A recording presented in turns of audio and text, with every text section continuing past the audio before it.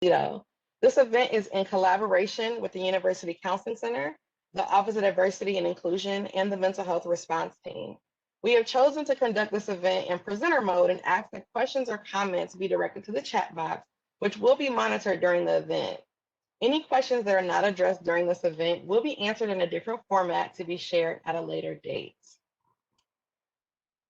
And so as we go along, we will ask the panelists just to unmute themselves when they're answering a question and then remute themselves. Before moving further, we want to take a moment to acknowledge the land in which we occupy at the University of Toledo. While we may be meeting virtually, our university sits on land once occupied by Indigenous peoples. It is our responsibility to understand the history of the land, the peoples who came before us, and their continuing ties to this place. We thank them for their strength and resilience in protecting this land and aspire to uphold our responsibilities according to their example. Let us honor and respect this history.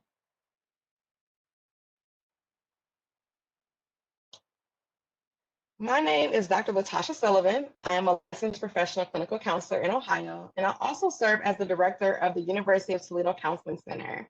I will serve as your moderator for this event tonight. I want to also just take a pause to recognize Dr. Cassandra Haas, who is handling our technical support for today. So thank you, Cassie, for your assistance with our technology. So we are excited to welcome 5 guests to the panel for today's topic. We welcome LaShanna Alfred. She is an independently licensed social worker and owner of UChange Counseling and Consulting. We are also welcoming Portia Allie-Turco, who is a licensed mental health counselor. She is the coordinator for the Clinical Mental Health Counseling Program and the director for the Ward Hall Counseling Clinic at SUNY Plattsburgh in New York. We also have joining us Joshua Archer, who has a master's degree in social work and currently serves as a firefighter and EMT for the Toledo Fire and Rescue Department. He also is an adjunct professor in the social work department here at the University of Toledo. Dr. Tiffany Hairston holds independent licenses for chemical dependency and professional counseling. She serves the Toledo community as a clinical supervisor at Unison Health. And our most esteemed guest of all is DaMarco Hill, who is a master's of social work student here at the University of Toledo. So I want to welcome our panelists and thank you for participating for today, as well as welcoming our guests that are attending in for the moment or for the event. So to start our event, I would like to have each panelist introduce themselves and just maybe include a little bit about your personal or professional experiences and why you chose to participate in this particular panel discussion. So I'm going to start with Ms. LaShanna, if you can share. Welcome, everyone. Thank you for inviting me to this panelist. I'm LaShanna. I'm a licensed independent social worker. And like you said, I am the CEO of UChange Counseling and Consulting. So I have my own private practice. I'm also an adjunct at the University of Toledo, teaching social work classes. And I agreed to participate in this because I believe it's very important to get out as much information in breaking the stigma behind mental health in the Black community. Absolutely. Thank you, LaShanna. That's some of the topics that we'll cover today. Portia, can you share next? Yes, hi, good evening, everybody. Thank you for joining in. My name is Portia Allie-Turco. As I've been introduced, I wear a lot of different hats. I currently work as faculty in the Counselor Education Department at SUNY Plattsburgh. I coordinate the program and also run the training clinic for master's students in mental health counseling. I joined in today because I'm passionate about mental health in communities of color and in Black and African American communities in particular. I'm interested in being here today because I'd like to be part of dispelling the stigma, but also talking about why the stigma is prevalent. I think that you will hear from me today really talk to the idea that says that people of color do not mind counseling. We don't hate therapy, but we have been traumatized by systems that have led to the stigma. So I'm interested in talking about that and why that's come to be. Thank you. Thank you. And then Joshua?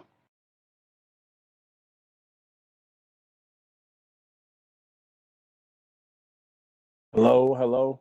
Can everyone hear me? Okay. My name is Joshua Archer. I wear many hats like the previous woman have said. I'm a full-time firefighter for the city of Toledo. I'm very passionate about mental health. I help out with our employee assistance program. So I do a lot of bereavement, a lot of grief, a lot of post-traumatic stress. Kind of spaces with that. I'm passionate about social work. I'm an adjunct professor here at the University of Toledo. But I would say the main reason that I'm so excited about being involved with this is I'm passionate about helping Black people to kind of regain some of the things that have been lost due to mental health and being marginalized in mental health spaces. So I'm here to, share and hopefully learn and help others learn or facilitate others learning ways to cope with some of these issues. So that's me. Peace. Thank you. Dr. Hairston? Hello, hello everybody. I am Dr. Hairston. As she stated, I also wear a whole lot of hats, just as everyone else does. I am the outpatient supervisor for outpatient substance use services at Unison here in Toledo, Ohio. I am also an assistant professor of faculty for the University of the Cumberlands in their counseling department. I do private practice, and I also deal with the National Board of Certified Counselors. So I do mentoring and things like that for them, as well as a little bit of supervision for those that need it. I am here because I have a deep-seated interest and love for mental health, especially Black. And when I heard about what the panel was about, I was thrilled, to say the least, to be on it, especially students. I really love my students, especially my students of color that really are interested in the field and other places that are trying to get ahead and struggling a little bit with mental health. I'm always willing and ready to assist them. Thank you. And last but not least, DaMarco. Good evening, everyone. My name is DaMarco Hill.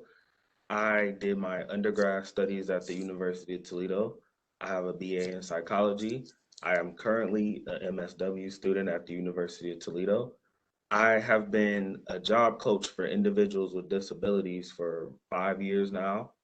I participate in a program, it's a job readiness training program for high school kids with disabilities, contracted with UTMC, Penta Career Center, and Ohioan opportunities for Ohioans with disabilities. I have experience being a paraprofessional in Michigan, and I also have been mentoring youth like pretty much my whole life. So I am here because my program director invited me. I'm very honored to be here. And I think that this is a conversation that we need to have generation to generation and culture to culture. So it needs to be a continuous conversation. I'm looking forward to it. Yes, shout out to Sandy for that invite. We welcome you, DaMarco, and I appreciate that you're able to assist us today. So I'm going to start off with a fairly easy question. If you can just maybe share why you chose the mental health industry for your profession, maybe why you continue to work in this field, or maybe why you maybe have walked away, or if this maybe morphed at some point during your career. Anyone can answer.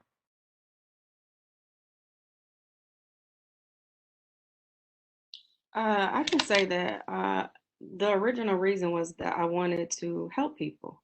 I knew that I wanted to be somewhere in the field of counseling, originally as a psychologist, the way things had it. I ended up falling into addiction studies, though, totally by accident, but still made my way all the way through. Once I realized that the people that were struggling with addiction were also struggling so much with mental health, I went on ahead and said, okay, let's do that too. So that is also why I'm dually licensed to do both. and I'm still here. So I'm teaching students to be counselors as well as providing counseling in the field, so as well as supervision. So here I am.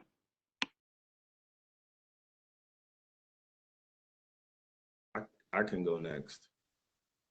For me, I've always knew that I was put on this earth to help others.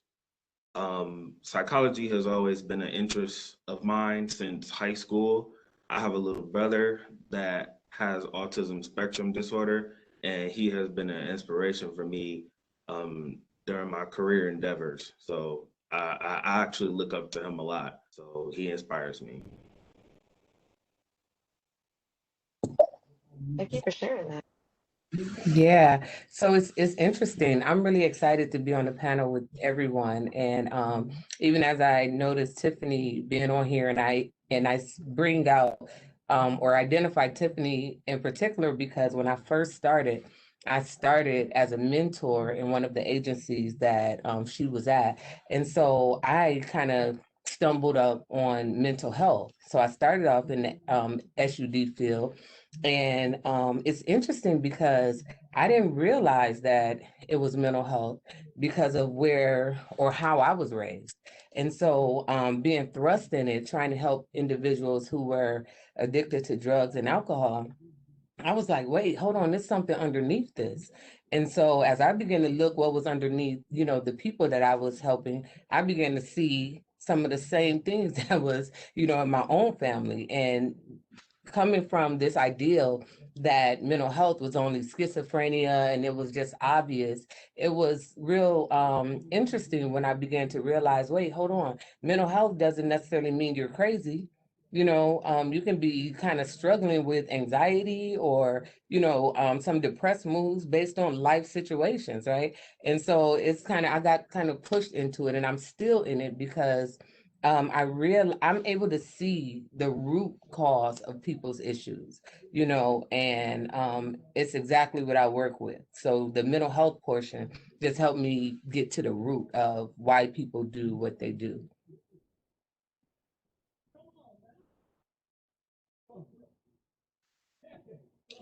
I can go next. Just to put it briefly, I would say, you know, the game chose me. I didn't choose the game. I started off um, kind of like DaMarco, mentoring people. I'm the oldest in my family, and I was just always raised and taught that, you know, you're supposed to give back in some kind of way. I can remember all the way back in high school, my mother, who's a elementary school teacher, making me make the rest of my football team like come read to her students in first grade, or come, you know, do events, and that was just something I was always conditioned to do. So as I kind of navigated through undergrad, I wanted to be an artist. I wanted to be a football player. I wanted to be all these things. I was always doing, you know, mentoring or programming. I started a job at UMADOP while I was in undergrad. And once I got my degree, I went to the director there and I asked him, you know, what kind of master's level degree would help me, you know, further myself in this kind of job. And he said, you know, either criminal justice or social work. And I looked at the, you know, I'll do social work. And through the social work program, I really come to understand just how pervasive mental health is and how much it impacts our lives. And in the Black community, I really don't think it's shared with us how much effect our mental health has on us, you know.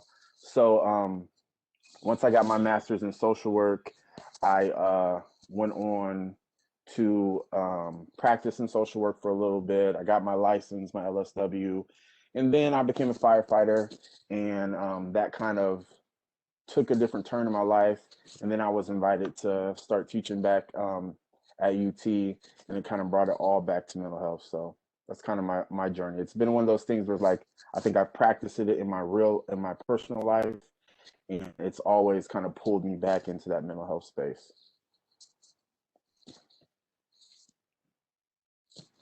I think for me, it went way back. I I was always the kind of person, even as a little kid, who just liked to listen.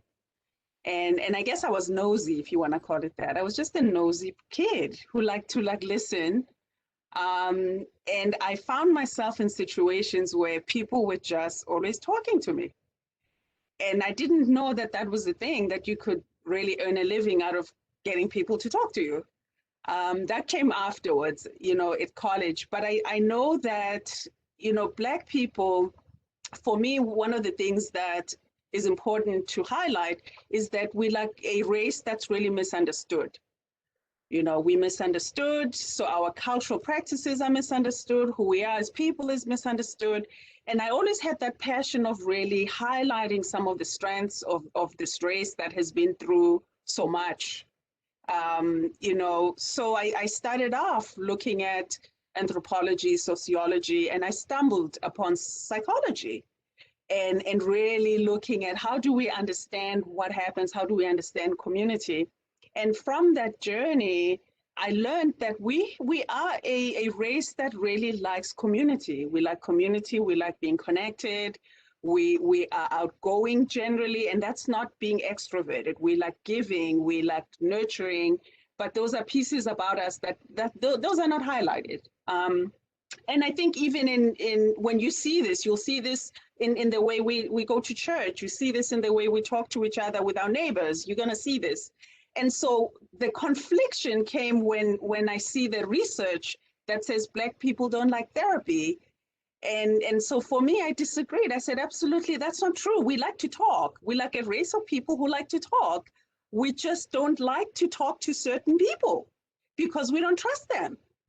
And so that inspired me to look for therapists who really understand us. And I realized there were very few back then. I've been a therapist for over 20 years now, so there's a little bit more. But back then, there really were not that many who looked like me, or who understood where I came from, or who looked at the world the way that I do. So I wanted to be one of those people who could really get it. And then I wanted to train people who could do the same thing. And so that's how I got to be a professor, but really I wanted to be a clinician who could promote this race, and I'm generalizing across the diaspora, and really in particular that really provide therapy that's effective for us. So that's my journey. Thank you for sharing that. I'll share as well. I found that in my upbringing, it was easy for people to talk to me, but I come from a family of engineers. And so I'm always teased as the one that's the helper, that's the listener, but that just came naturally to me. And it also seemed like people around me naturally wanted to share with me.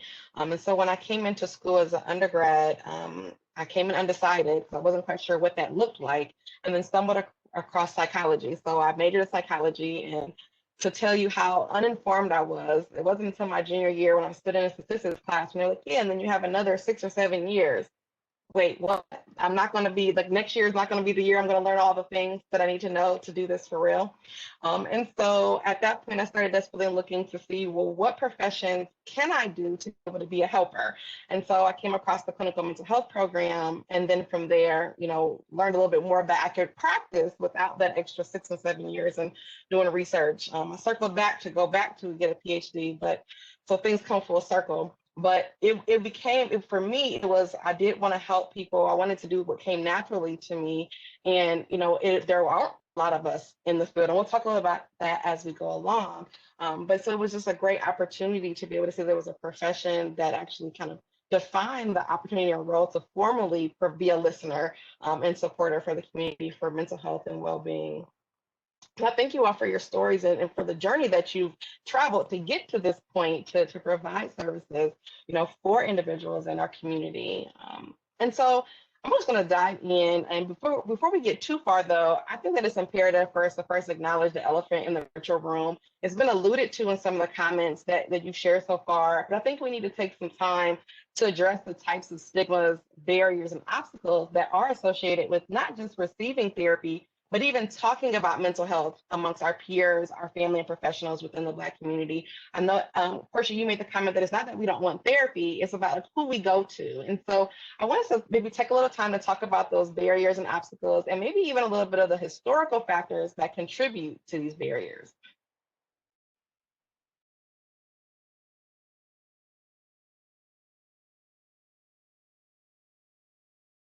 Okay, so I'll start again. You know, I can't let I'm trying not to call you onto the carpet. If I have to, I I was will. like, it's too quiet and I teach. I can't do this, y'all. So it's too quiet for too long. I gotta start talking.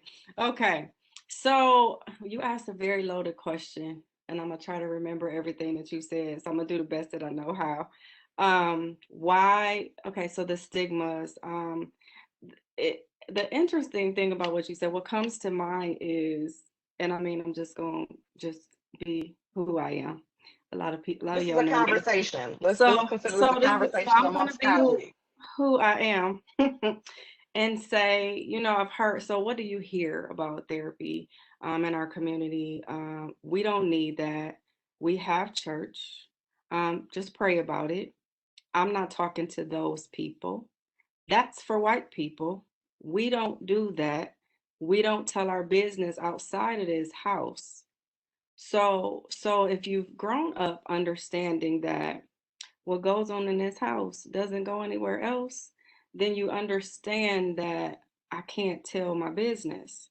So when things are going wrong, I can't share my business. And if that is something that you grew up with, sometimes it gets a bit difficult to grow out of that. So you become a private social person. So people around you and your peers and your friends or your circle of people may know what's going on with you, but a professional that actually could help you, you tend to steer away from that due to the fact that there are a lot of trust barriers. I mean, we understand that I don't trust you with my information. That's a thing. And oppression and all of those things have a lot to do with that. Racism, oppression, everything kind of falls into, because if you think about it, like Portia said, there weren't a lot of Black people in the industry. So when I walk into just a regular mental health place, I don't see anybody that looks like me. So when it's said, like, I'm not going to tell them people about my business, that's the reason, because them people, because they don't look like me. So that's a piece of it, and I'm trying to remember everything else that you asked me, but basically the misconceptions and things like that, that's just a piece of it, and I'm sure the other people on the panel can add to that as well. And I restate the question because it was a loaded question, and I did that on purpose because, you know, I mean, I completely, I feel like that was a big question. Yeah, so why don't we break it into two parts? So let's just talk about some of the stigmas and barriers that we've heard that come from individuals in the Black community about mental health. So whether it's about, you know, talking about mental health, so whether they share about their concerns or whether even seeking services. So what are just some of the stigmas and barriers that we hear, know, and know to be true or exist? I think I'd like to talk about the part that, you know, that was mentioned. Tiffany talked about church. And I think that some of the biggest barriers that we come across are that, you know, I'm going to go pray about it. And I want to talk about that because we are not, as mental health clinicians, we're not saying that this church has no role. In fact, we are promoting that there's a spiritual connection, that there's support, there's community. But let's not forget why church became the main central place for Black people in particular. That church was probably one of the only safe places. So if we want to talk about stigma, we have to take it all the way back to slavery. We have to talk about why the mistrust happened. And I think as a community, if we understood why we have stigma, and historically why we have it, then it'll begin to break some of those barriers, right? We couldn't trust. mental health did betray us back then. That some of the experiments that happened in the medical community, in the mental health community, happened on Black people, right? Some of the diagnoses that came out of slavery, that, you know, there was a condition called drapetomania. That was the disease Black people have when they want to run away from slavery. You could diagnose that. That was a condition. So I think that some of this is historical, it's generational, it's following us. And we haven't had the opportunity to interrupt that, to question that, to say, but hang on a minute, why are we saying this? Why are we saying go pray about it? Why are we saying we don't air out our dirty laundry? Remember that in slavery, if you aired out your laundry, you could die, right? Your children could be removed. You could lose, there's so much danger that was associated with talking, right? So the very profession that we want people to engage in generationally has been problematic. It's been dangerous, right? And some of us know, when we look at research, we're talking about the genetics, that some of this is passed down not only historically, but genetically, that our genetics carry this information and we pass it on. These are the studies of epigenetics, right, that talk to the idea that we remember this from a cellular level. So if we're gonna break down stigma and we're gonna break down some of these misperceptions, we have to talk about why we react like that, and that our reactions are valid if you understand them from a generational standpoint and a historical standpoint. And so that's where I believe, if you're asking that question of what do we hear, that's what we have to address. That why don't we air our dirty laundry? Why don't we want to talk to them? Why don't we want to go there? Why are we feeling misrepresented? So those are big, big, big topics that need to be addressed in our communities, I think. I wanna agree with what everyone has said before, and I also want to add to another dimension to the stigma, because it's not only a historical stigma or a biological stigma, but in real time, we still have to cope with a system that oppresses us now. So I think that it's hard as Black clinicians and Black practitioners in mental health to say, you know, forget about that stigma, you know, let's get over that. You don't have to operate in these old traditions when, if they don't come to you or they don't get connected to the small group of Black clinicians, they can still be abused by the system. So I think that the fear gets reinforced by a system that is still trying to oppress minorities, you know, that is still trying to harm minorities. And it's almost like we're being told to tell our people that, you know, you don't really have a reason to be scared. You don't really have a reason to worry about these things. You know, it's good to trust this system, but if we're not in control of the system totally, or if we're not totally sheltering them from this system, we can still lead them to being done harm. You know, they still have to worry about police brutality. They still have to worry about abuse in the medical field and in mental health spaces and all these kind of things in social services. So I think that we are almost running a thin line between trying to eliminate the stigma or change the stigma, and at the same time has created the stigma or perpetuates the stigma. So I think that's a disadvantage that we're at, you know, a trial for us, an obstacle, a barrier. That's interesting.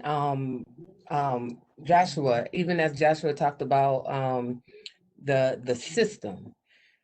So if we have not realized already that America has been operating with two different systems, you know, and so us really understanding that things don't apply, you know, to Blacks as it does to whites. And so right there, when we're talking about system, it's like, okay, we already know we operating from somewhere, you know, a totally different on a totally different system.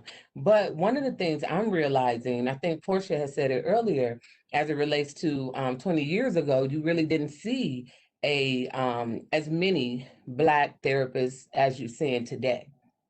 And so some of the things that I'm hearing is that individuals can't identify or find a therapist that look like them. And so that's why I'm always like excited when I see Black male therapists in the field, individuals that have been positioned to help. Because I realize that, like Portia, I think was saying earlier, yes, as a culture, we like to talk. We are social. We do want to be heard. But then we have these trust issues as it relates to who we can tell our stuff to without being hurt further. So when we think about, I know when I think about growing up in the inner city and, drug infested and all of that, when I looked at them as the enemy, if you will, and only time if a white person come to my house, they come in to try to take the kids or, so my whole mindset was geared towards not going outside of the home to get help. And so right now, I believe in this day and age that we're in now, individuals are actually looking, who can they trust?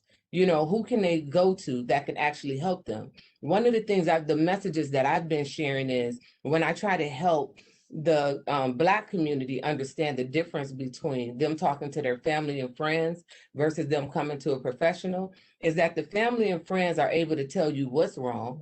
They're even able to, or what not to do. They're even able to tell you what to do, but they can't really tell you how to do it or help you identify the underlying issues as it relates to why you stay in that abusive relationship or why you can't stay focused in whatever task that you're trying to meet.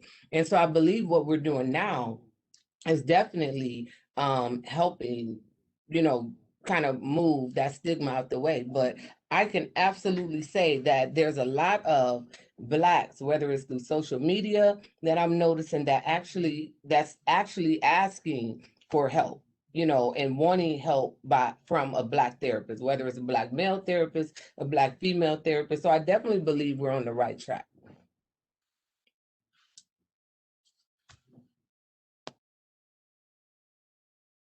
I definitely agree with that. I believe that we are on the right track.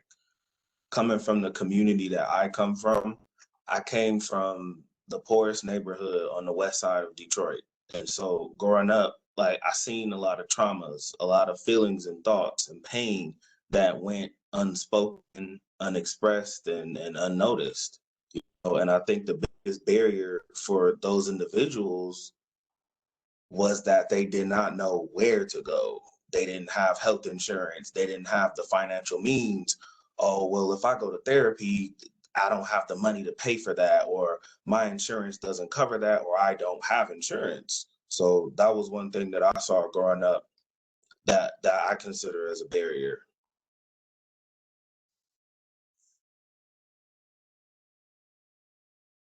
There are several things that you all brought up that I know we'll touch more on in more depth, but I really appreciate the comments, because what I gathered is the acknowledging that the stigmas aren't just stigmas just for the sake of being a stigma, that they're rooted in our experiences. They're rooted in being mistreated. And also, if we really think about mental health and the formulation of the profession, it was not created for our well-being, right? So the norms of mental health practices were not normed for us. It was not for the intention of our well-being. And so it's rooted in, for it was made for white people. And so then when we think about how it was used on Black and African Americans, it was used to characterize us, to pathologize us. And so I think that also contributes to that distrust. And I hear a lot of different pieces of that history. It also was mentioned, like, when white people came to the home, they were coming to separate the family, right? And so first you mentioned that we're part of community. And so when those things are there to divide,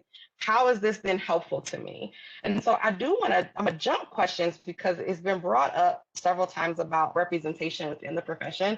And so Black and African Americans make up approximately about 13.4% of the population in the United States.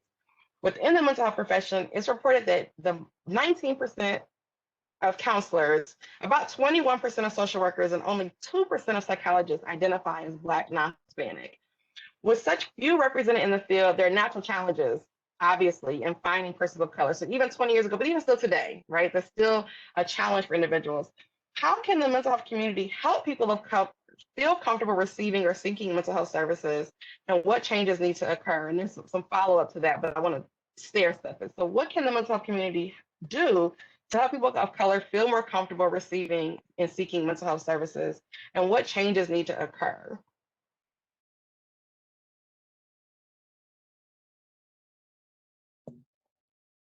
I was waiting on Tiffany to go, but I can, I can jump in there. I think, we got to believe that change is possible, and so even individuals that may be coming to our agencies to receive help, that we are actually empowering them and equipping them to see the possibility of them one day becoming a person that can actually help based on their experiences. Because even as an adjunct professor, one of the questions I always ask individuals is why did you choose the field of social work, right? And the first thing they say is because I want to help people, but they also tell a background story. And so if we believe that there's a background story to individuals coming into the field of social work, psychology, whatever, that when we're working with these individuals, how can we help them see that they can actually gain from their pain, if you will? And so that's one way. But the other thing that I do, I teach people, be confident in who you are as maybe the only Black person in that field, in that agency, in that circle, right? So then as you're being confident and walking in who you are, then you're able to let other people know that it's okay to be who they are, especially another Black person that you may be encountering.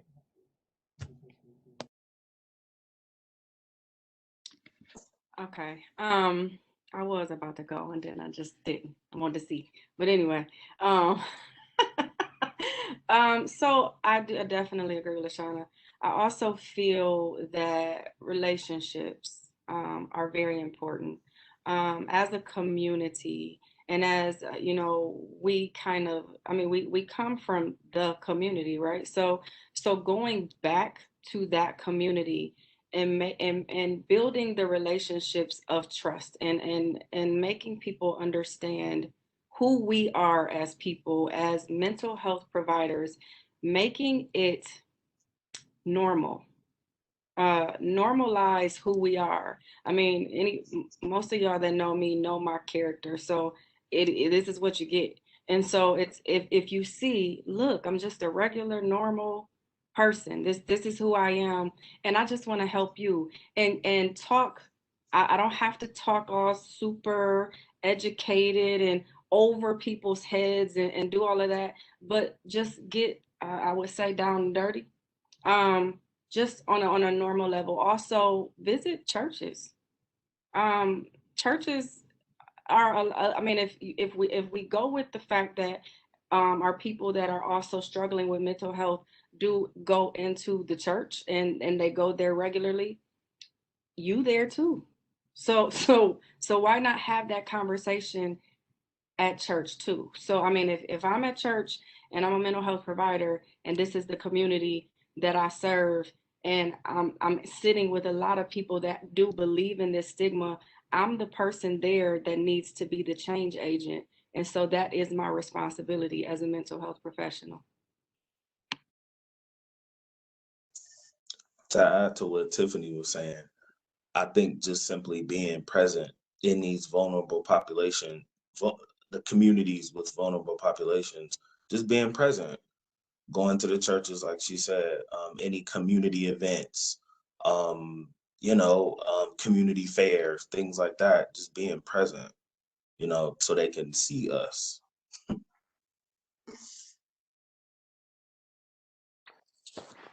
I think that what we are saying and what we are doing is exactly what needs to be done. I think that it was a Fred Hampton quote, something like, start local, then go global, or something like that. But I think that the grassroots approach or one-to-one approach is how real change occurs. But I also think that a systemic problem will only be changed by a new system. So I think that as we're eliminating the stigma, you know, one-to-one with people who we have relationships with, there also needs to be, you know, a macro approach where we create systems that are making, you know, Black clinicians and Black therapists more available to people in the community, making it more popular, making it more represented to people in the community. And those things are happening. I'm not saying that they're not happening, but I'm just saying that I think that on top of us building the relationships, going to where the people are, you know, being accessible to the people in our communities in these marginalized populations, I also think that there's work being done on a macro level of creating, you know,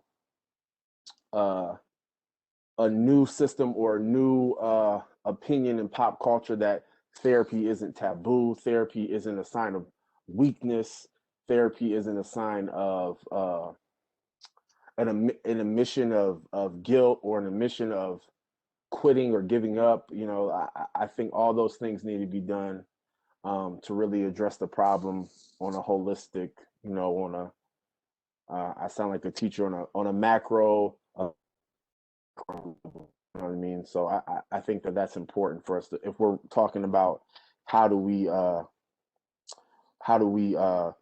help the mental health community get over this stigma. Yeah, I completely agree with everybody. I think that there's different levels to that. Part of it is just being available for people to see that we exist and that we are approachable and that we do align with the values of this community and, you know, globally and locally. I think that another piece is really having a very strong social justice agenda. I think that if, as a counselor, social worker, or psychologist of color, it's not possible to practice and not want to disrupt some of these systemic things. I don't think we can do a good job only focusing on the one-to-one local level. I think we have to rewrite how therapy is done for us, which means that we have to be involved in research. We have to be involved in politics. We have to be involved in decision making. So I think that it's very, very big. And I think that we need the support of the community, which means that if there's a bill that's coming out on mental health, we need to see that support and that we need to be present when those decisions are being made. And I think for me, one of the things that I can do, and we have a lot of educators in the room, we can train future clinicians on how to be responsive, how to be appropriate, and to be effective. You know, just as mental health counselors of color have to work with other races and be effective, that proves that we can train clinicians of whatever race to be effective, you know. So that's what I'm thinking. It's multiple different layers that intersect at different points. You bring up a really great point that leads me to the next portion of my question, but I want to double back to say that I heard a quote, I wish I could remember who said it, but it said, "Not about us without us." And so I think that that part of research, being a part of the decision making, disrupting systems, talking about the social justice, that micro, meso, and macro level, those things are very important, and that we have to attack it at multiple levels. And when we have the opportunity to train, I think that's an excellent opportunity, because we know when you're training those programs, there's going to be people that don't look like us in those programs. And so we have the opportunity to teach them about issues of social justice, and even just reconceptualizing the idea of how we approach mental health and how we discuss mental health and well-being. And so I want to bring up a point about, because we know that there are not as many of us in the field as we would, you know, like to maybe have present, or even certain communities may not have that many people of color providing the mental health services. How might we provide information for individuals to think about how they find a culturally competent provider, regardless of the race? Because even people that may identify as Black and African American does not mean that they're culturally affirming. It doesn't automatically mean that they're competent or that they're seeking competency to acknowledge some of the barriers and challenges that come with being a minority or a person that's underrepresented. So what might be some things that someone should be thinking about in terms of finding a provider that can address their needs? And so I'm going to direct this one to Portia first. So I should have probably said that before I started asking the question, and then we'll ask some of the panelists to jump in. I think that the biggest thing is being able to, first and foremost, look for a provider who's willing to broach the subject, right? I would say there's a lot of different things, but the first thing is, are they even willing to broach the subject of race and acknowledge that there's difference in the room? So when you go to a provider who's colorblind, we've got a challenge right there, because being colorblind means that you're not going to be really understanding of a whole lot of things that you need to be aware of, right? So are they going to be broaching? Do they have a very firm stance of how they work with people of color? Do they have a proven record of working with people of color? If they don't have that, what are they willing to do about it? And in my opinion, those are the conversations that need to happen in the first session. You know, talk to me about how you work with people who look like me. You know, tell me what are some differences that you would notice? What are some things that would be important to know? What have you done? You know, what is, and social justice is a part of it. I think that if we're working with providers who are not willing to look at bias, especially implicit bias, that's a bigger challenge, you know, because those are people who are not maybe necessarily able or willing to self-examine. And going back to what we all talked about, looking at disrupting those systems, because this is a systemic thing. You know, we were talking earlier about being able to afford services. The research is saying to us that even when we have insurance, when we are able to pay, the quality of service is not good because we're not being listened to, right? So listening, being able to be willing to hear and talk about that positionality, I think that that's a big step. That's what I'll start with.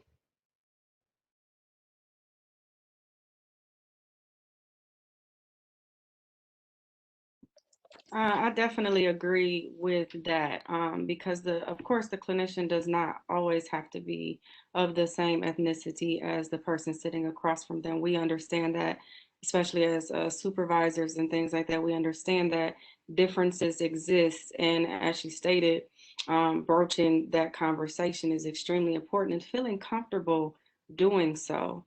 I think that as a client or the participant, they also have to feel comfortable speaking up for their own rights. So if I walk into something, I would have to know these are questions that I need to ask, like she said in the first session.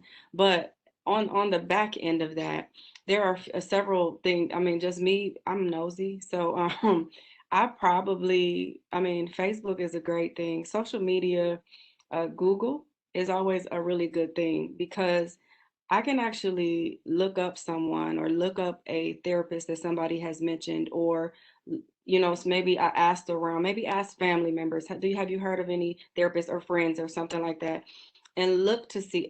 And this is kind of a weird thing, but um, I would look for diversity.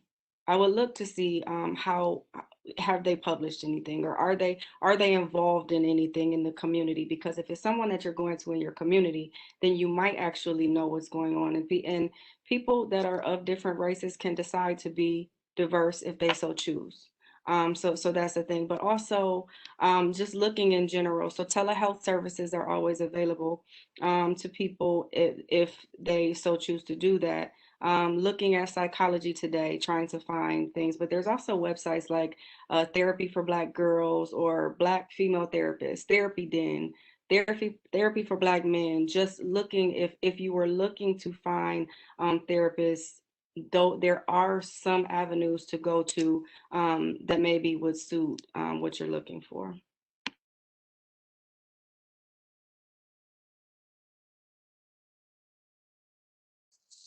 Any other Yeah, panelists want to weigh in?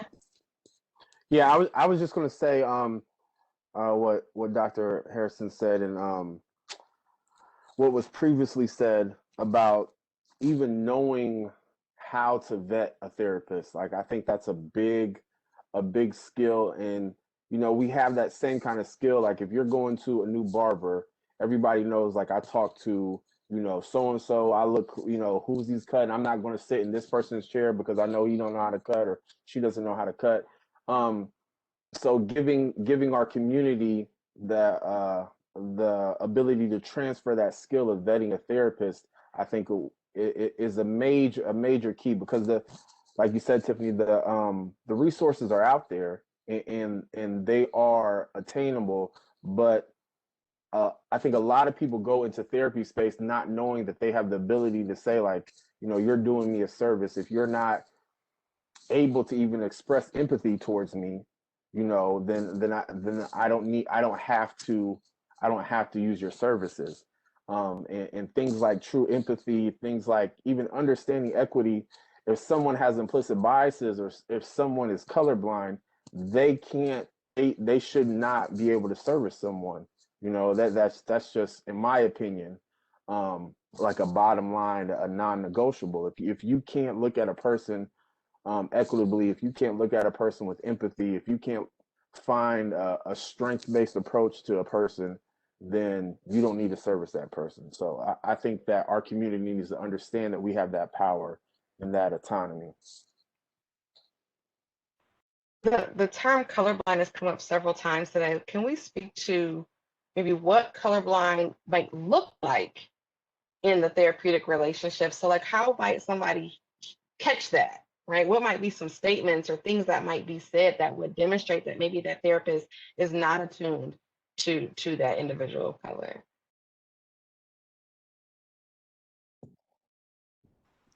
Well, If they were, oh, go ahead. I'm sorry. okay, this is quick. So one of the things that I hear a lot is individuals say, I don't see color. And so when you see that, I'm like, okay, well, you don't see me. Because how do you, if you don't see color, how do you help me?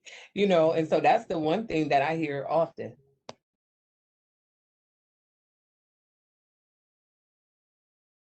And I think the most go ahead, Joshua. I think the most challenging thing about colorblind, that colorblind position, is that it sounds nice on paper, right? It's mentioned and it's spoken about in a way to say we're all the same. There's no differences here, but it really doesn't highlight the very real things that we were talking about earlier, that there are some challenges, there's some oppression and prejudice that's happening today. So if I don't see color and we're all the same, you're not going to understand that some of us are afraid to go outside in the dark. We don't go running around if we want to exercise. We don't. So it just doesn't address the idea that we don't live in the same world. So I think on paper it sounds like a nice thing to say, that we're all the same, but it minimizes the very real impact of racism.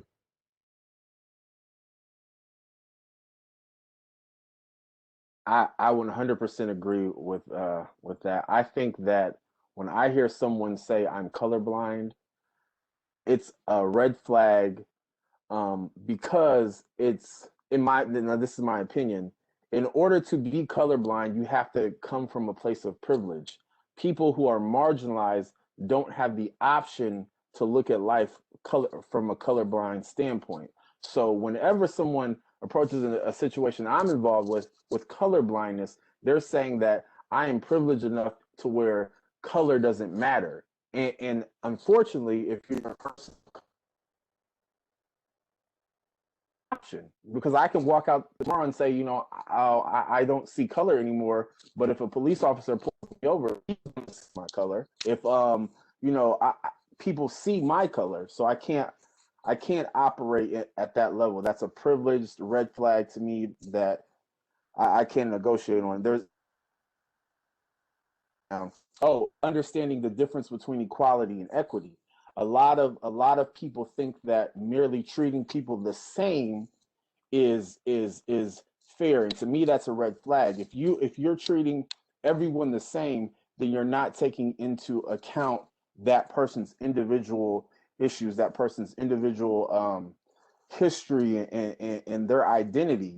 If you give me the same as you give this person, and that person already has X amount of resources and I have none, then you're not being equitable and you're not seeing me as an individual. So yeah, color blindness and this treating everybody, I treat everybody the same, I treat everybody fairly regardless who they are. Those are two red flags in my book. I'm glad that you brought that up because people will say, I don't see color. And that's a direct, you can know right then and there, we can stop this conversation. But I think also, Portia, you brought up the politeness, that things can get wrapped in this nicety of I just want to help you. And, we can just work together and then like talk around it, but not through it. And that can be very detrimental because as Joshua mentioned, we're not operating as those things are separate from us. That's part of our identity. So how can you help me if you're going to completely ignore a whole component of my identity and the ecological portions of how it may affect my relationships with my partner, how it affects my relationships with my spirituality, how it affects my relationship with my job, or when I get in the car, or when I can exercise. And if you're not acknowledging that, you miss the context of my whole life. And so Joshua, you brought up a good point of how are we vetting? I think it brings back to some of our beginning conversations of thinking about how do we prime people for therapy? And then do we even know that we have the right to do that? Because this wasn't set up for us right in the beginning. This entity of mental health care was not something that we were invited to participate in, and now we're here. So now having the knowledge to, I think this platform like this is to be able to tell our students, you have a right to ask questions because you're seeking a service. And so I think that's something that we often maybe don't communicate in this process. And so I'm glad that Joshua, that you brought that up, that we have a right to be able to speak up into what we want our services to look like and who we want to receive them from. And if they're not meeting the standard, if they're not going to affirm our identity, if they can't even see that there's something different, how can they service us? So I love the barbershop analogy. Same thing with beauty shop. If somebody come out the chair looking a mess, I'm not sitting in that chair. So looking for the evidence of the work that the person has done, looking at what are they saying, how are they engaging with you, are they affirming? Those are important pieces, to the conversation. I want to hear from DaMarco. So I'm going to ask a question because you're a student here at the university, and we had a question come in about how might I strengthen my own mental health as a Black student at a predominantly white institution. So how might you respond to that? And then other panelists can chime in after.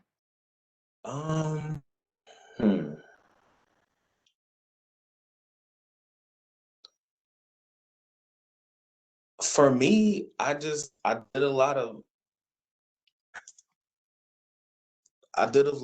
research. Like I did a lot of research. We lost your video, DaMarco. We can hear you, but we can't see you anymore. Can you see me now? Okay. No, it's going in and out, but go ahead. We can hear you, so we're gonna go with it. Okay. Well, for me, dealing with my own mental health, I did a lot of research. Like, for example, the counseling center. One day I just went to the counseling center just to take a look at the type of people that were in there. Social media. I did a lot of research on social media, like who was in the area, what things do certain therapists or counselors specialize in, to help me with what I'm dealing with.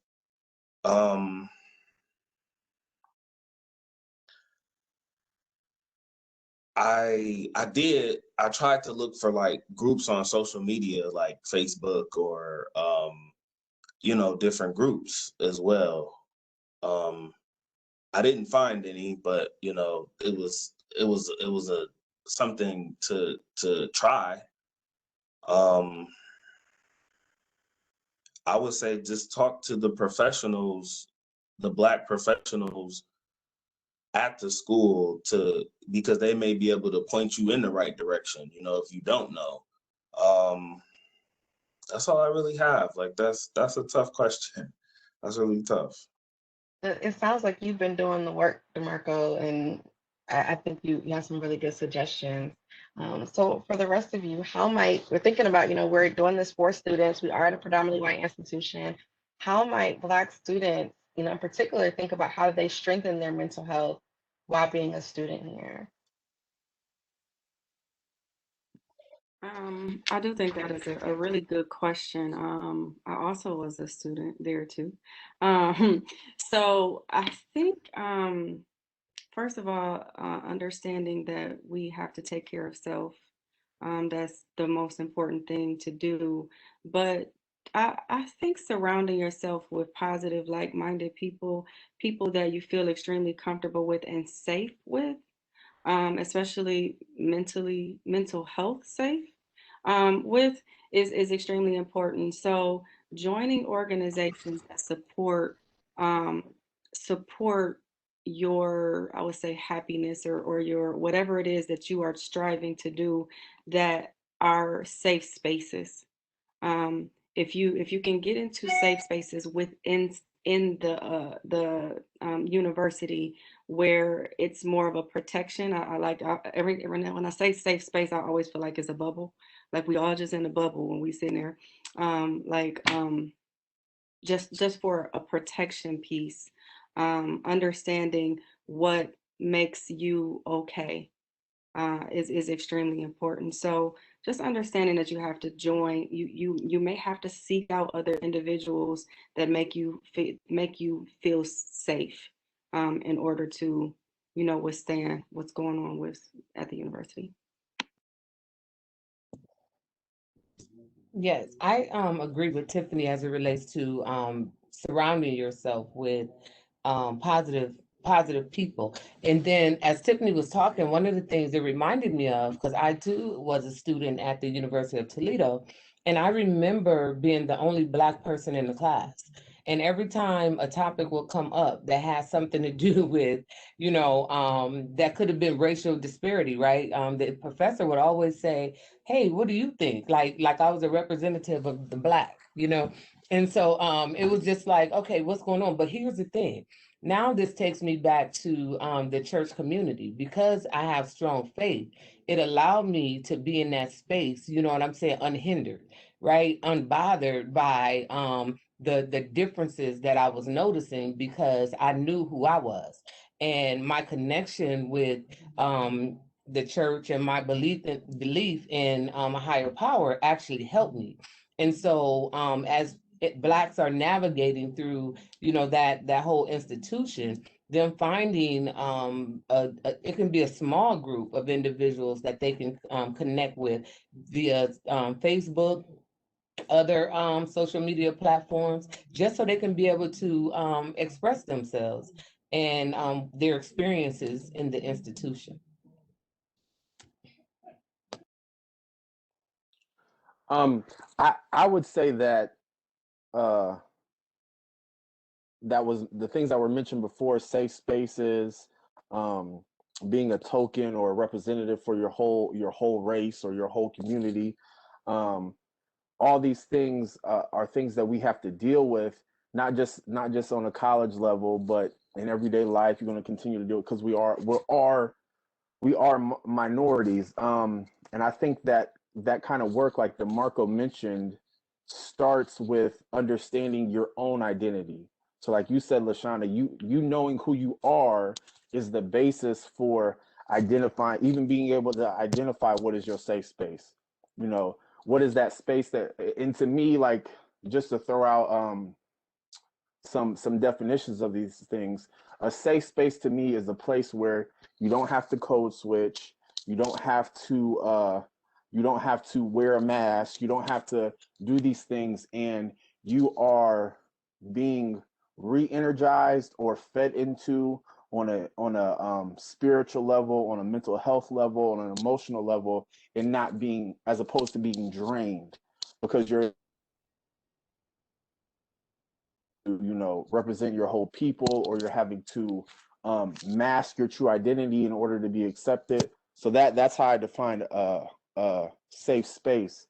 And I think that a lot of the issues can be kind of dealt with or alleviated if you do that work to figure out who you are, to figure out how you define yourself. And once you do that work, like DaMarco mentioned, you can then help identify yourself, your safe space, help identify people that assist you instead of take away from you, help identify even when you're code switching.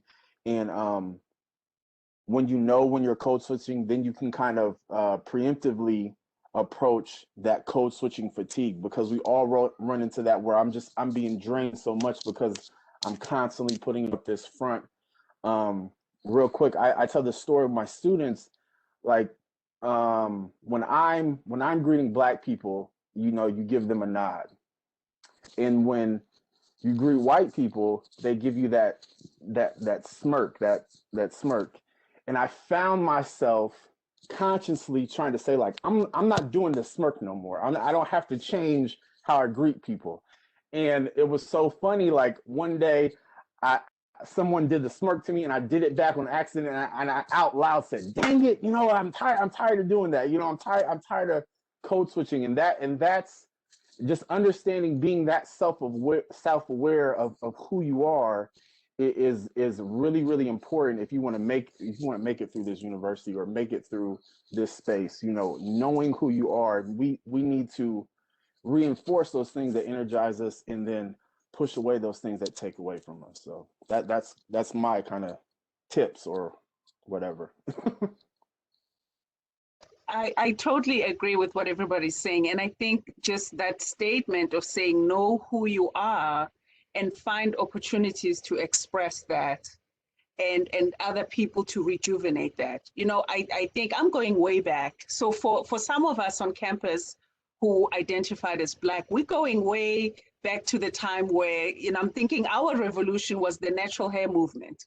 That was back in the day. Now it's become mainstream, and a lot of us never thought that that would happen, you know, because back then you couldn't even wear your hair the way it really is. And so we started out small. I remember for us on campus, we started a natural hair club, and it was like, we were like, this was the revolution back then, you know. And then when you look at the momentum, it looks so small, but when you look at decades have gone by, it's become mainstream almost. And a lot of us never believed it would be like that. You know, I think sometimes if you're looking at making change and you look at those big things, it feels impossible, right? But you can stake your claim on some of the things that don't take maybe as much effort, or they don't seem high stakes that you would lose your position. But you start somewhere where you can be your true authentic self, find something that you can connect to, be it a club, be it sororities, can also be communities, it can be fraternities, it can be anything that builds you. And if there isn't one, start one on campus and find a mentor. I mentor a lot of clubs that, you know, they feel like there's an affinity. They'll find a faculty member, they'll find staff member on campus who would support that movement. And I think that can really keep you going, because that's a small community in a space that maybe doesn't feel completely like home. So I think that that's something that's worth remembering also. A big theme, it sounds like, comes up with the knowing yourself, but then also finding community. And so circling back to the very beginning of we're people of community. And so finding those spaces that we can be our authentic self. I love the definition of safe spaces, Joshua. I think it really just makes it very plain, because we can find ourselves joining things for the sake of joining things, thinking, well, it speaks to one part of me, but then maybe you still wear a mask.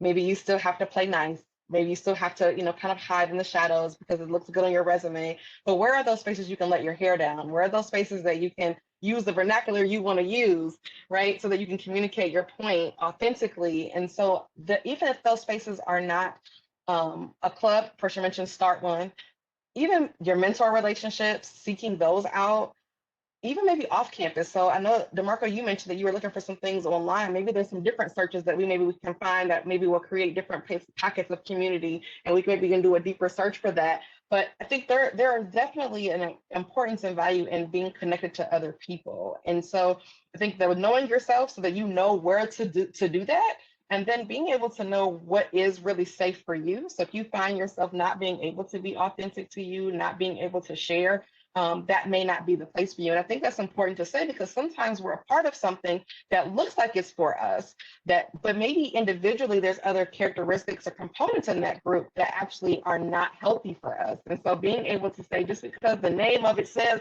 Black so-and-so and so-and-so, or just because it's head by somebody that looks like me, does not automatically qualify it as the safe space. So tried and true. You know, try things, experience them, and identify whether it's the fit for you. And so I appreciate all the comments there, because I think it is important that we we're at a predominantly white institution, that there are going to be a little bit more work to have to find your community. LaShanna, I've been in that place where I'm in class and I'm the only Black person, right? I've been in a program where only students of color were the only representation of underrepresented statuses. And so there's going to be time, and unfortunately it puts the responsibility on you. Let's acknowledge that. It puts the responsibility on you for you to find the community. And so, but there is community, and it just may require you to do the work, to look, to keep your eyes open to, for the university, go on InfoNet, start searching some of the different organizations that are there, go to the Office of Student Involvement and Leadership, look at, when you're looking at your faculty and you see one of color, well, let me ask them about the culture here at the university and who might be some other people that I can talk to. Introduce yourself, don't hide. Sometimes we have a tendency to hide because we want to kind of muddle through. Please don't hide. Be visible, share and advocate for yourself, because it's important, because your success at the university depends on the work you do, not the work of everybody else. And so we want you to have a stake in that. And so I appreciate all the comments that were made about that. I want to pivot a little bit, because we're talking a little bit about, we've acknowledged that mental health exists in our community, right? We're not above that. It's an experience we have. And mental health itself doesn't mean negative mental health or diagnoses. It means that experiences occur and we have responses and reactions to that. It means that our biological chemistry may, have effect that affects our well-being. And so I want to talk to the fact, though, that there has been issues such as historical and collective and individual traumas. We know that there's systemic issues of poverty, racism, and imprisonment, and that those things have a documented impact on mental health outcomes. We've watched the way that the pandemic has happened, right? We've watched that there's been a lot of things that have occurred over the past year, especially regarding race relations and political, disturbances and ideologies. How do we still promote wellness while acknowledging this reality?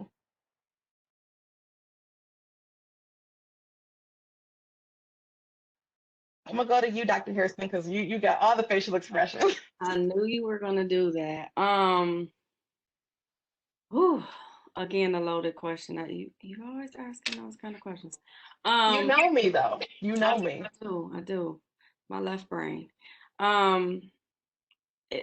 We have witnessed and gone through a whole lot, just the pandemic on top of.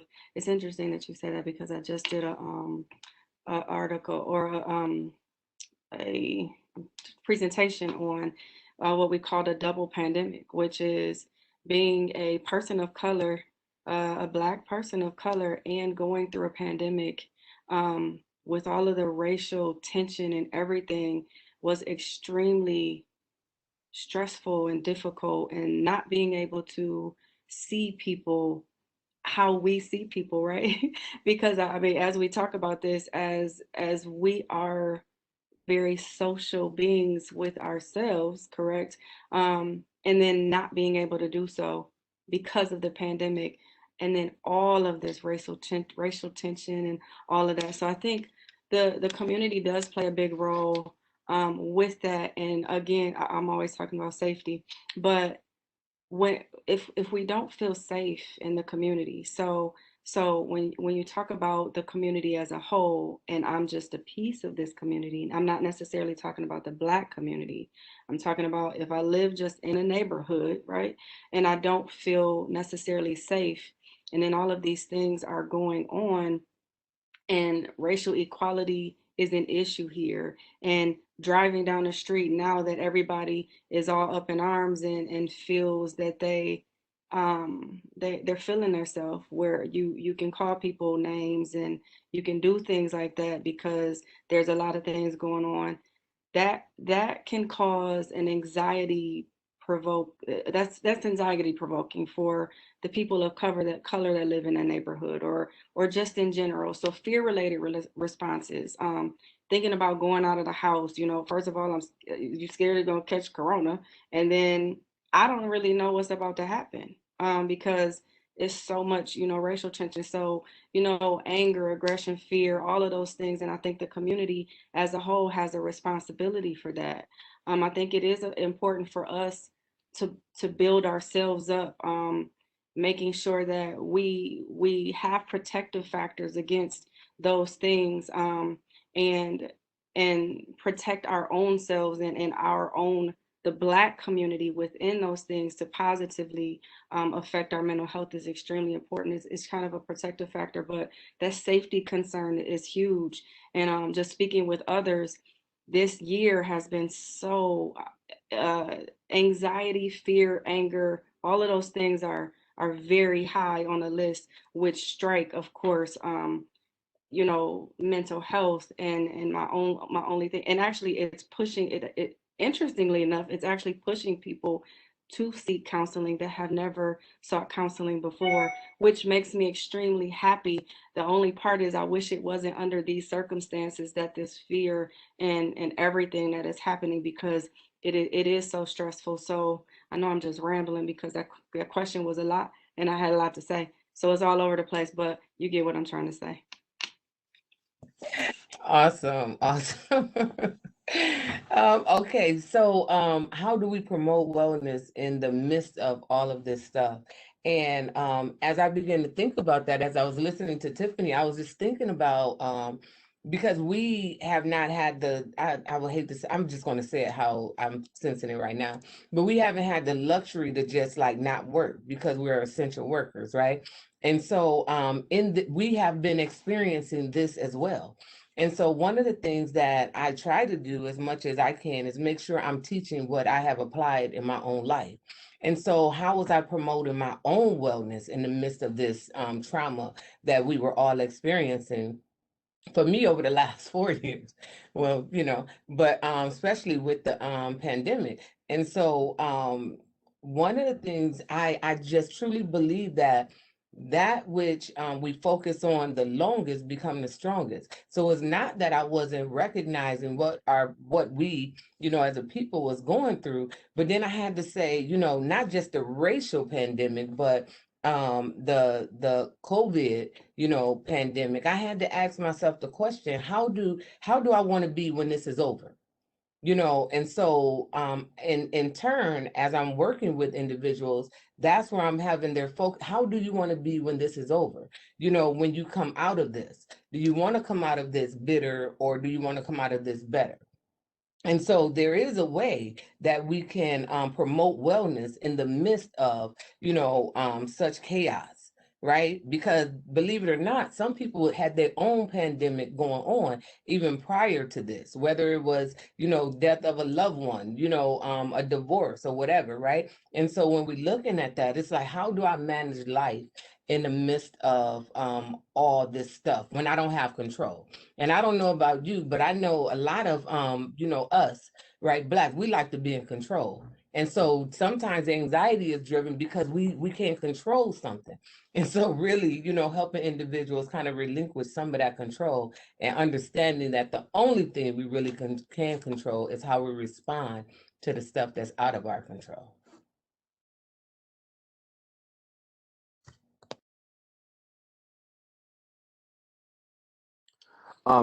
I totally agree. I love that that what you just said about control and what you said about what we focus on gains strength or becomes the strongest thing. And then what Tiffany said about safety. I think that when it comes to, you know, dealing with, or how do we promote wellness, you know, in the midst of COVID, in the midst of, you know, the Black experience, which is an experience of oppression. I think that clinicians and practitioners in mental health space need to remember that you have to address your own wellness if you want to address their wellness. And oftentimes, we let that lapse, and that's what, you know, generates burnout. That's what it generates all these kind of things. So my kind of thing is circling back to what we said before, is, you know, constantly doing the work with myself to, you know, evaluate my identity. Who am I in this moment? Like you said, LaShanna, you know, how do I want to be after this, or how do I want to come out the end of this? You know, the saying that, you know, white people catch a cold and Black people catch pneumonia, to me has ring true, because COVID was there was a disparity with COVID, you know, between our communities and white communities, or people of color and white communities. Police brutality, there's a disparity with our communities and other communities. How drug laws are enforced. There's all these disparities with how we are treated, or our experience is, versus how other people's experiences are. So if we're constantly being reminded, you know, by media, by the television, by social media, watching, you know, people being slain, watching the death toll go up from COVID. If you're not doing the work to re-energize yourself and understand who you are in the moment, I think that you can't even begin to help other people do the work, you know. So that's my thing, is focus on your wellness so you can, and then help others focus on their wellness. Yeah, I mean, I think everybody's brought some really great points. What I would add to that would be, how do you make peace with uncertainty? Right, because the biggest challenge is being able to fight that uncertainty. And I think talking to, you know, what LaShanna was saying, wanting to control uncertainty. And by definition, uncertainty cannot be controlled. You gotta make peace with uncertainty. That it is what it is. This is what's happening. There's also misunderstanding on that idea of making peace, because it looks like giving up or saying it's okay, or and that's not the case. It's being able to say, in this moment, what can I do? You know, what's one thing that I can do in this moment?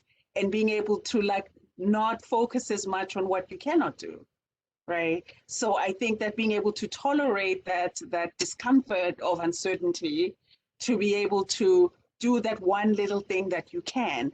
And sometimes it's as simple as breathing.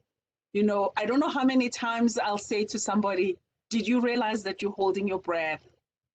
You didn't take a deep breath. So to just taking that deep breath, and as clinicians, we know that not breathing actually increases your anxiety, it increases your stress. So what can you do versus what can you not do? So I think that that's that piece that I would add to that. I think that transparency is key. A lot of people think that Black people who are in the mental health profession don't have mental health issues. For me, I'm very open with mine. Like, I'm not saying put all your business on social media and stuff, but I'm not afraid to tell a person, like, I deal with anxiety, I deal with depression, I deal with PTSD. So you just own yours and let people know that, you know, it's okay, that you're not alone. You know, there are other people who are dealing with the same thing you are. You know, you're not alone. I think another thing is to acknowledge the reality of the experience, right? To say, like, that was hard. You know, this life is hard at times, and you know, our identity automatically associates us with this bigger community, right? So even if it's not our particular neighborhood, like if it's not our brother or our sister or our mother and father that was the recipient of that particular, you know, offense or abuse, it feels like it often, right? And so being able to even have space to talk about that, like, you know, being able to say, that person reminded me that could have been my brother, right? Like being able to have space to share those things and to say, well, because it wasn't, how might we continue to show love for people that are here, right? Like, how might we show up in spaces? And I think that that's something that when we think about wellness, I love that you said, Portia, like, do you realize you're not breathing right now? Like connected to the human part of us, like being in our bodies in this moment and being able to be grounded. Like, I think sometimes that need for control that was brought up is that sometimes we don't have control of our own body. And so when we can, that's I think also to bring to LaShanna's point where you said, like, your friends can tell you something, they don't know how to get you there.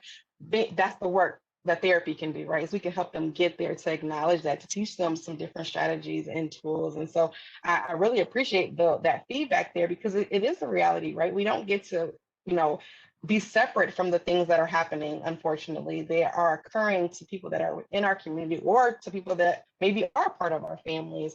And we have to exist in that world, as well as our own. Right? So existing these two worlds, we navigate between the two, and that can be very tiresome. And we do have to have things that we do to promote our own well-being and to fortify our own mental health so that we can continue on to see how do we want to come out on the other side, as LaShanna mentioned.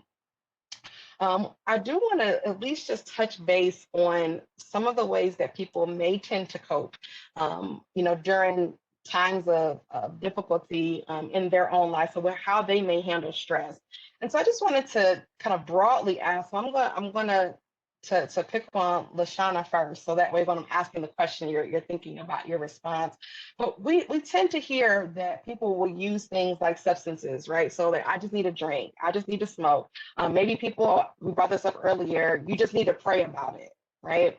And so I want to talk a little bit about, like, when people say these things as coping, how might those things, as well as social media, be hurtful and or helpful in how they're coping? And so I think it can go either way. So I'm curious to see your response in ways that people choose to cope, and maybe some suggestions and considerations with how people choose coping skills. Wow. I'm glad, first of all, that you let me know first, because all your questions are loaded.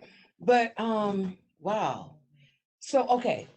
So I'm an EMDR therapist, and so one of the things in that training, it helped me realize that even when we're looking at the past, we only look at the past to see how is it showing up today, right? And so a lot of times in the Black community, they think, okay, well, that's gone, that happened in the past. So when we're looking at individuals utilizing resources such as sex, drugs, alcohol, or other things that they choose to pick up in order to cope during this season. And one of the things I help them see is how this particular coping mechanism, the reason why they're choosing it is because before the pandemic or before the crisis, they were already nibbling, dabbling in it, right? And they found that it has brought some type of comfort prior. So, so the challenge becomes helping them put down one thing that they're used to using, right, to help them cope, and picking up something else. So as therapists, we have to make sure that we're not asking individuals to give us something, right? Give up the marijuana, give up the drugs, give up the alcohol, and then we're not giving them other resources that they can use in order to believe, number one, that they should give up that other substances that they believe has been working.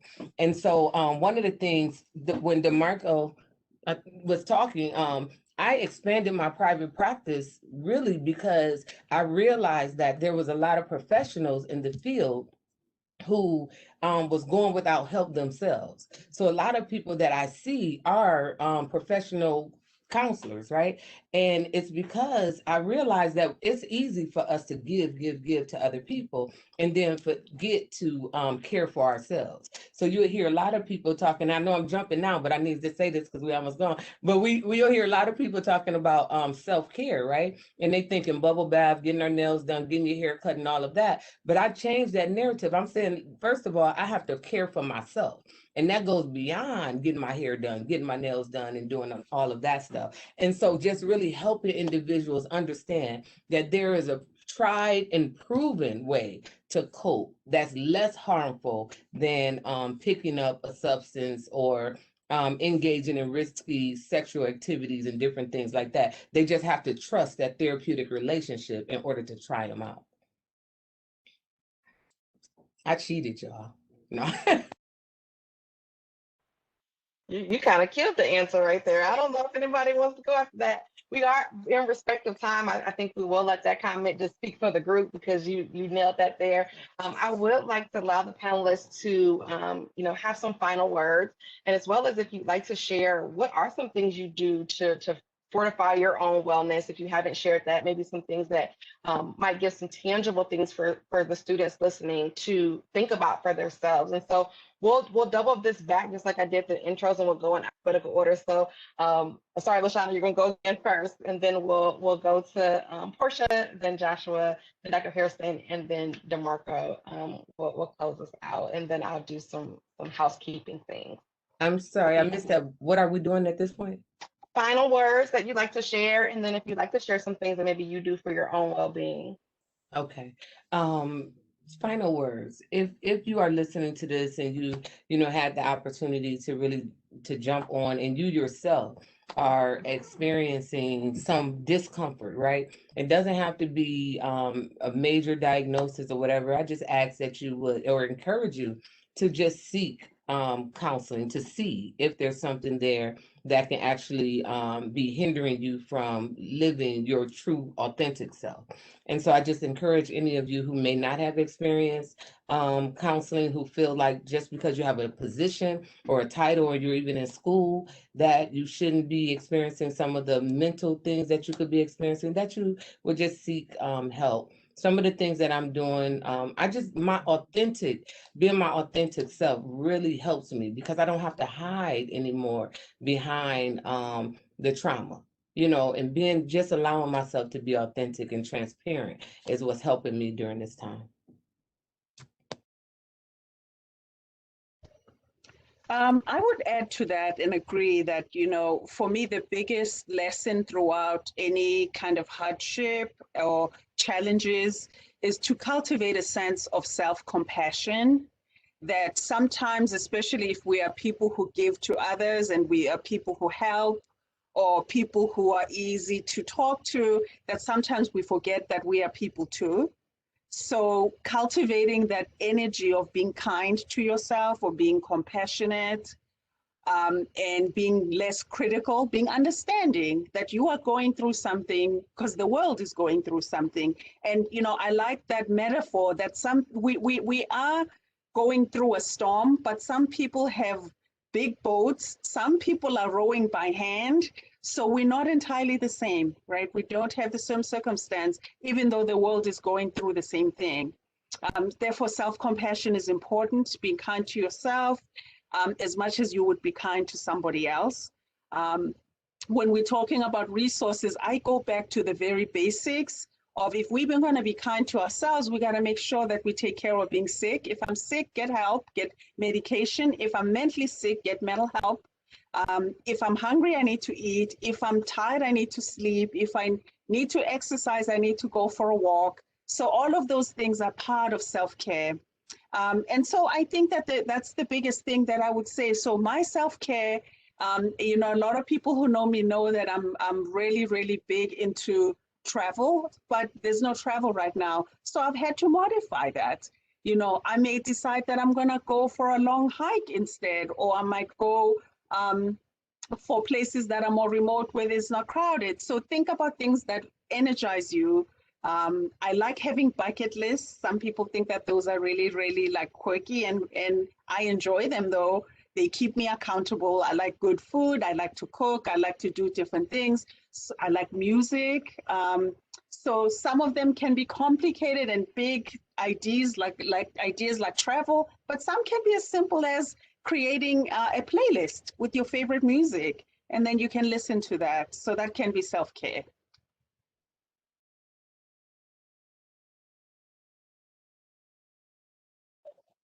Is it me next? I think it's me next. Is it me? Oh, okay. I'll go. I would say my final words are as it regards like what I want to leave people with, is that I think the beginning of self-care is defining who you are, defining who yourself is, knowing knowing who you are and why you are, or why you are the way you are. So once you do that work, you can identify things like addictions. You can identify things like um, coping mechanisms, like LaShanna and Portia both said, things that energize you. First, you need to do the work to identify and define who you are. So that would be my tip, or my um, words of wisdom for whoever's watching this. Do the work to become conscious of who you are. Be able to articulate who you are. And I mean that in a literal sense. If someone gives you a piece of paper and says, you know, write down who you are, you should be able to do that. Can you communicate who you are, how you define yourself, what's important to you, the history that has brought you to who you are.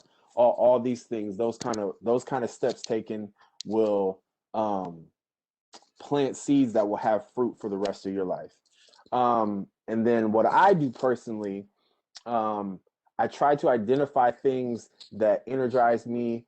So like I have seen like a whole playlist of scenes from movies that just make me laugh.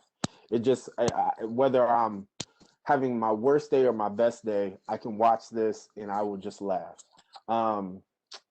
Things that I can do with my hands or physically with my body to the point where I can check out from thinking about the rest of the world. So if I'm working out, I can focus on working out for an hour, 30 minutes to where I can check out from the pressures of the rest of the world in a safe place, in a safe environment. That's another thing I do as far as self-care. Yeah, those are the two things I'll leave you with. Identify something that energizes you, whether it's a movie, a song, a game, something that energizes you. And then another thing, identify a safe place where you can kind of decompress or leave the pressures of your life behind. So that's what I do.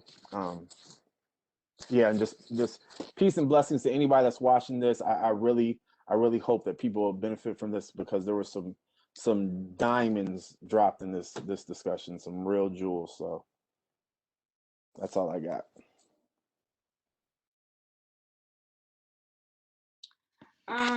So first would like to thank you for the invitation.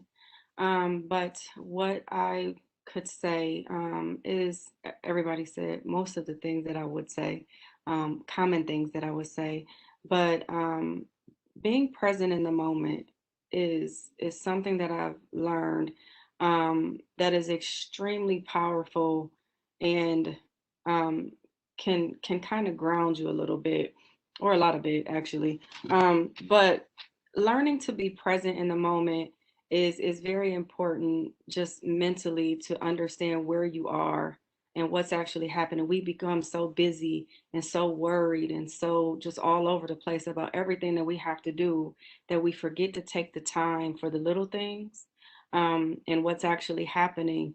I mean, just today it's sunny in Toledo. That hasn't happened in a while.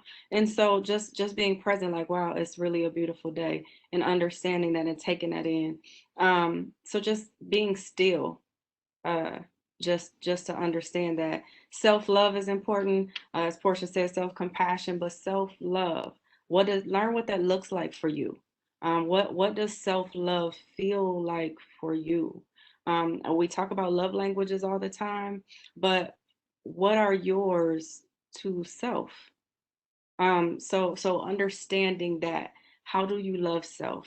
And then just surrounding yourself with people that love you is always important mentally, where it is a reciprocal relationship, not necessarily where it's something forced and those people get on your nerves, but they love you.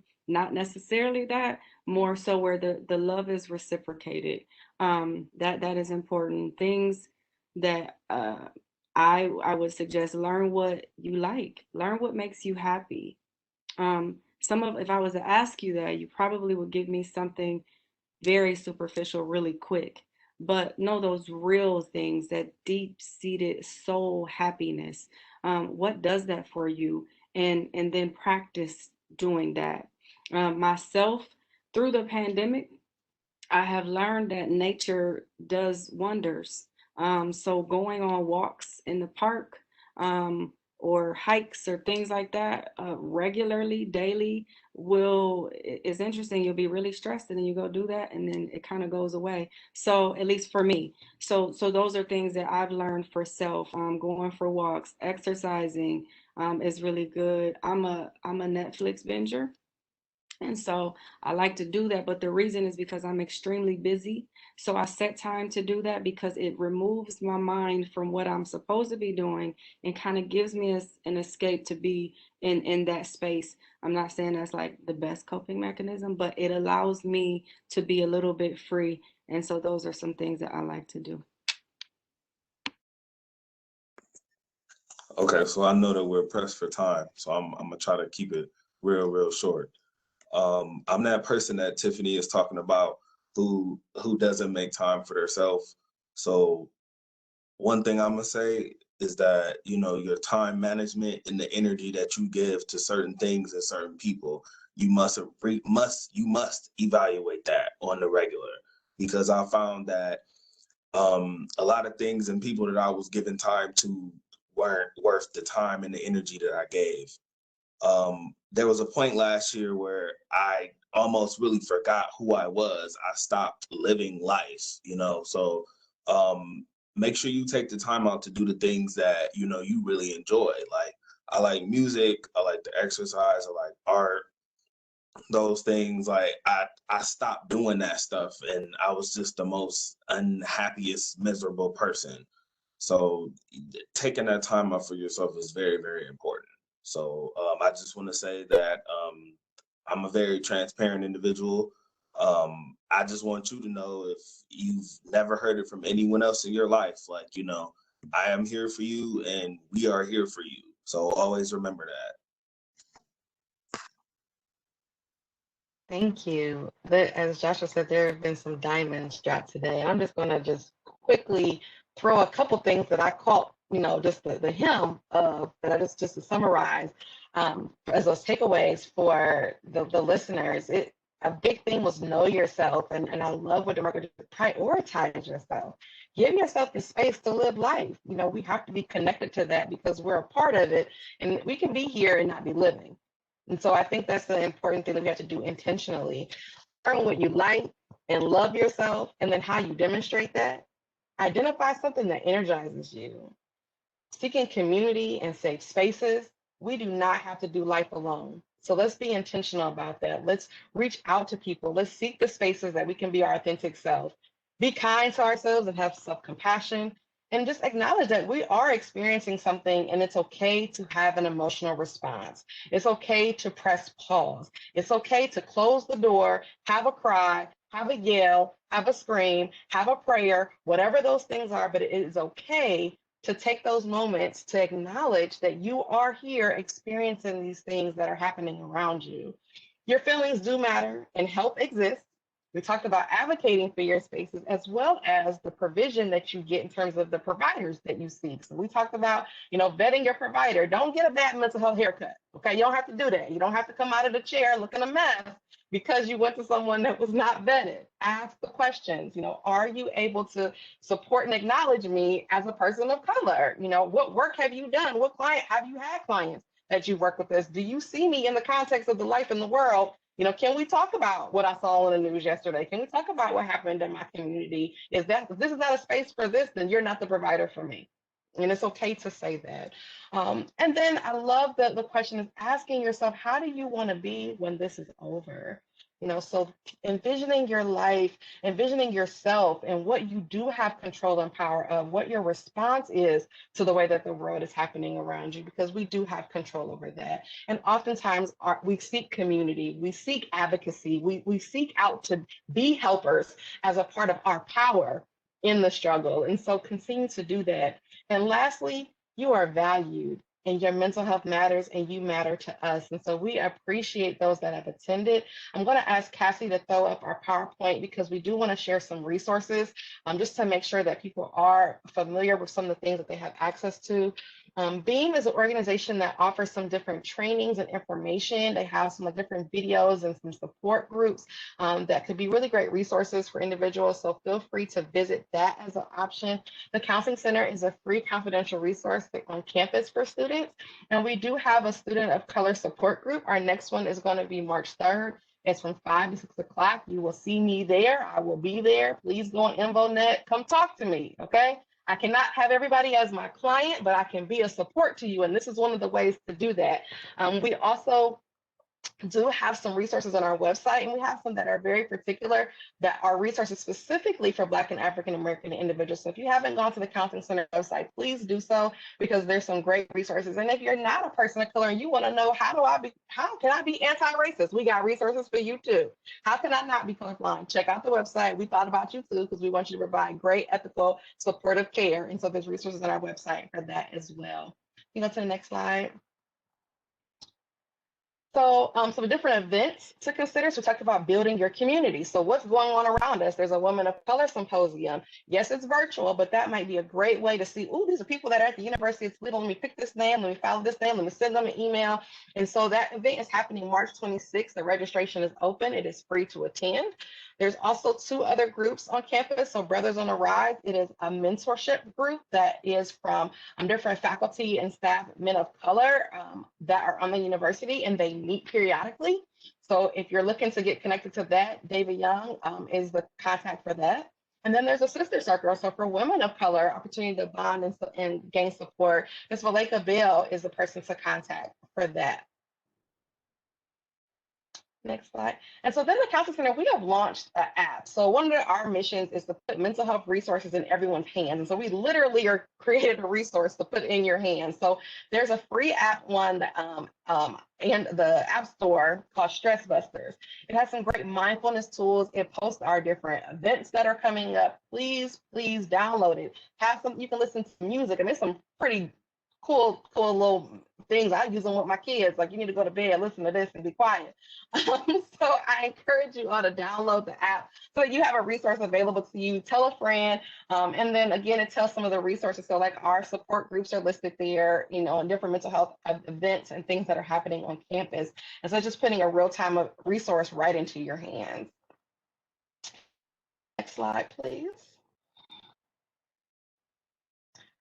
For a slide for emergency. So I encourage people to take a picture of this slide if you need to. It's important to know where to go when you need emergency care. And so we included some suicide hotlines, the text line, our local campus police, as well as the Counseling Center has a phone service that kicks on after 5 o'clock and on the weekend. So if you need help, we have 24-hour opportunities for care. So if you're in an emergency, if you need someone to talk to, please make sure that you reach out, and we will provide support to you. And then we included our local mental health and addiction service, Rescue Crisis.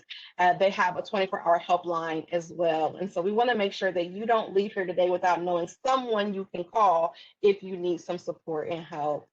And then next slide, please. And so we also have an evaluation for this event. So if you have attended live with us, if you're watching later, please evaluate, give us feedback, because we want to know if this event was helpful to you, if this is something that we need to do more of. We would love to hear your voice, excuse me, because we want to make sure that we're doing things that are beneficial to our campus community.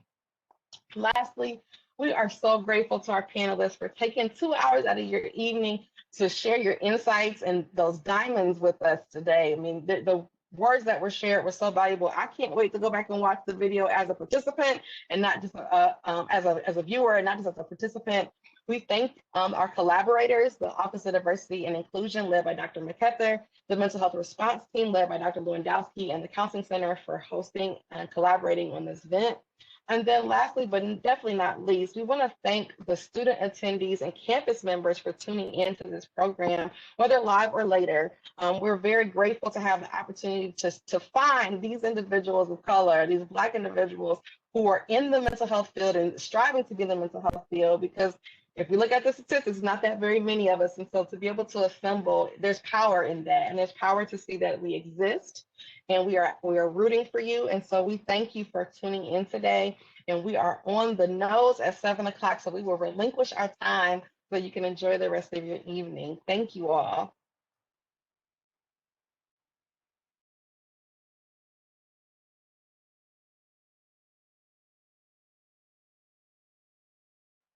Panelists, we will be sure to send you the video once we have it all, packaged